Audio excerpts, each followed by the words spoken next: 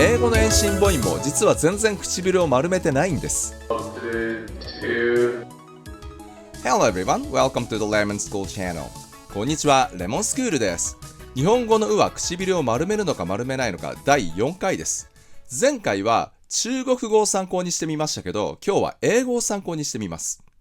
実を言うと、音声学音韻論では日本語のうは口を丸めないというのが定説になってるんですよね。もちろん反対意見もあるんですけど、大部分の音声学者が丸めないって言ってます。でも音声学をやったことがない東京の日本人の感覚だと、うは普通に唇を丸めるっていうイメージですよね。それで音声学の研究者たちに、なんで日本語のうは唇を丸めないっていうのかっていう話をしたこともあるんですよね。そしたら一部の人たちが言うには、唇を丸めることは丸めるけど、英語とか他の言語に比べると唇の丸めが弱いから非遠心だっていうことらしいんですよね。丸めるけど丸めが弱いから非遠心だと考える人が多いそうです。じゃあ、英語って本当にそんなに強く唇を丸めるのかっていうのをちょっと見てみましょう。アメリカ人の歌手のアリアナ・グランデのインタビューで、このうの母音、フォニックスでいうロング OO を見てみましょう。So that's a dream come true.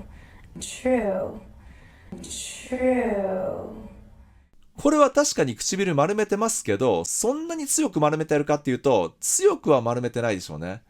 じゃあ他のも見てみましょう。Or do something. Do. これも同じ母音ですけど、強くは丸めてないですよね。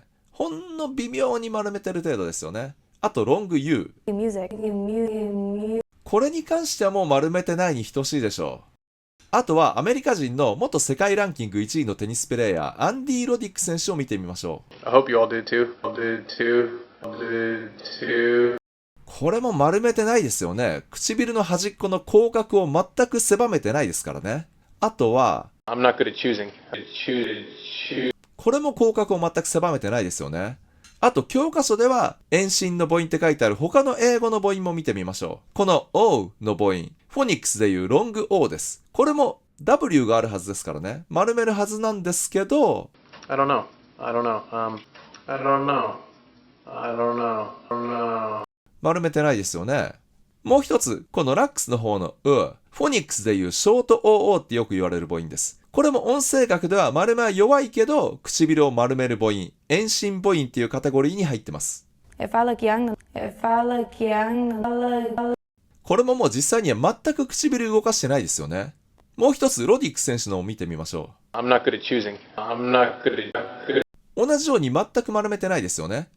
これらの母音は3つとも音声学の教科書では唇を丸める母音なんですよ。でもあくまで2人だけの例ですけど、大いに参考になりますよね。実際普通に喋るときはいちいち丸めてないんですよね。丸めるにしても気持ち丸める程度です。だから英語は実際そんなに唇を強く丸めないんですよね。日本人の感覚だと、日本語の発音は単純だから、そんな西洋の言語みたいに複雑な動きをしないっていうイメージがあるから、英語ほど丸めないというイメージを持っちゃいますけど、言語学的に考えて日本語の発音だけがそんなに単純っていうことはないんですよね。単に隣の芝生は青そうに見えるだけなんですよ。母国語は慣れすぎてるから簡単そうに感じるけど、母国語じゃない言語は難しそうに感じるだけです。じゃあ実際なんで英語の母音は教科書には丸めるって書いてあるかっていうと、はっきり発音した時にちゃんと丸めるからでしょうね。だからターゲットは丸めるんですよ。だけど早く喋ると間に合わないからしばしばターゲットに届かないんですよ。他の例だと、例えばバビブベボの発音、英語だと B の発音、はっきり発音するとバって唇を閉じますよね。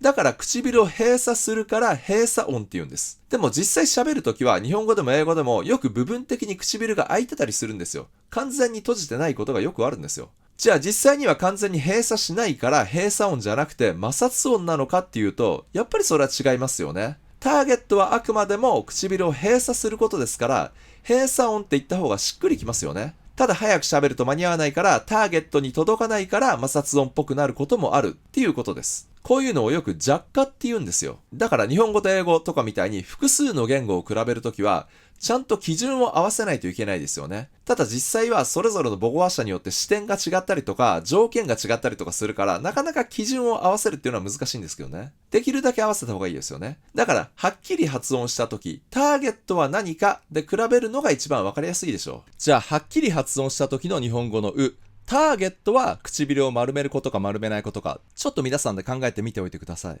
まとめると、日本語のうが音声学では唇を丸めないというのがほぼ定説になっている理由の一つは、日本語のうは英語とかに比べると唇の丸めが弱いからだと考えている人が結構いますけど、実際英語の母音を見てみるとそんなに丸くないですよね。英語ネイティブも喋るときはそんなに唇を動かしてないんですよ。もっと楽に発音するんですよ。日本語の発音が単純で英語みたいな複雑な動作をしないっていうイメージがあるとついそういう風に考えてしまうんですけれども、そんなことは全くないんですよ。すべての言語は発音にしても文法にしても語彙にしても同じくらいの複雑さなんです。なんでそうなのかっていう理屈に関しては、僕のみな表っていうレッスンの3巻で説明しているので、もしよかったらそちらも覗いてみてください。